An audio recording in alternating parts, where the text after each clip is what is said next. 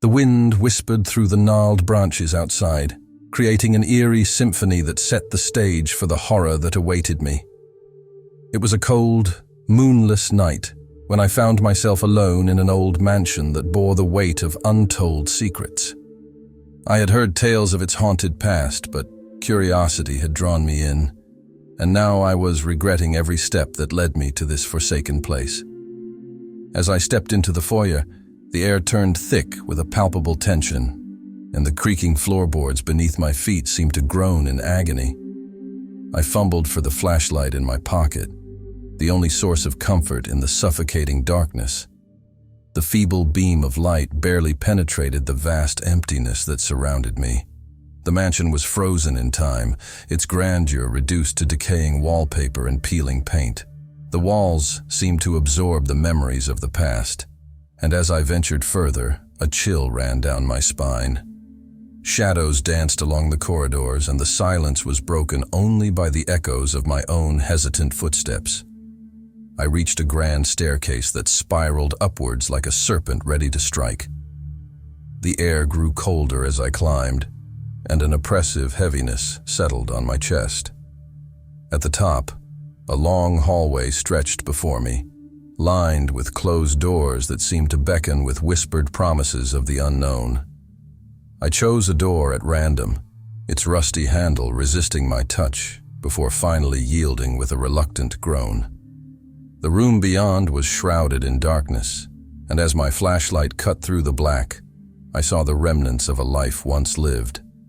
Dust-covered furniture draped in white sheets, a mirror that reflected nothing but emptiness, and an antique rocking chair that swayed gently on its own.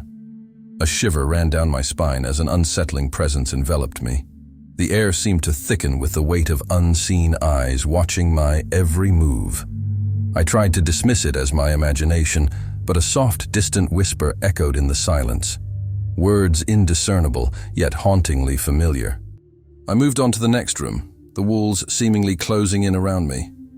The air grew colder, and a faint light flickered in the corner, casting elongated shadows that danced along the walls. The source of the light eluded me until my gaze settled on an old, ornate mirror.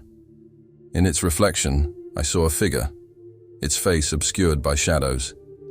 My heart pounded in my chest as I watched the figure move independently, its gaze fixated on mine. I stumbled backward, my mind unable to comprehend the impossibility before me. The whispers grew louder, forming words that echoed with despair and longing.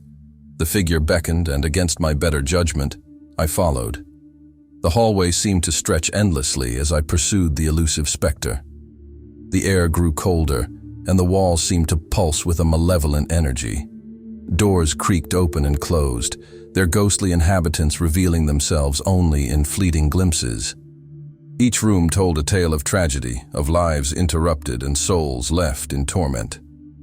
I reached the end of the corridor, and the figure in the mirror turned to face me. Its eyes, devoid of life, bore into my soul. The whispers coalesced into a mournful wail that echoed through the mansion. The walls seemed to close in, and the temperature plummeted. With a sudden gust of wind, the figure vanished, leaving me alone in the suffocating darkness. The mansion seemed to groan with the weight of its own despair, and I stumbled back, desperate to escape its clutches. As I descended the staircase, the whispers followed, a chorus of tormented souls pleading for release. I burst out into the night, the cold air a welcome reprieve from the oppressive atmosphere within. The mansion loomed behind me, its windows like vacant eyes staring into the abyss. The wind carried away the whispers, but the memories of that haunted encounter lingered, etched into the fabric of my being. In the silence of that desolate night, I realized that some horrors were not confined to the realm of imagination. The mansion held the echoes of a past that refused to be forgotten, and I, an unwitting visitor, had become a part of its ghostly tapestry.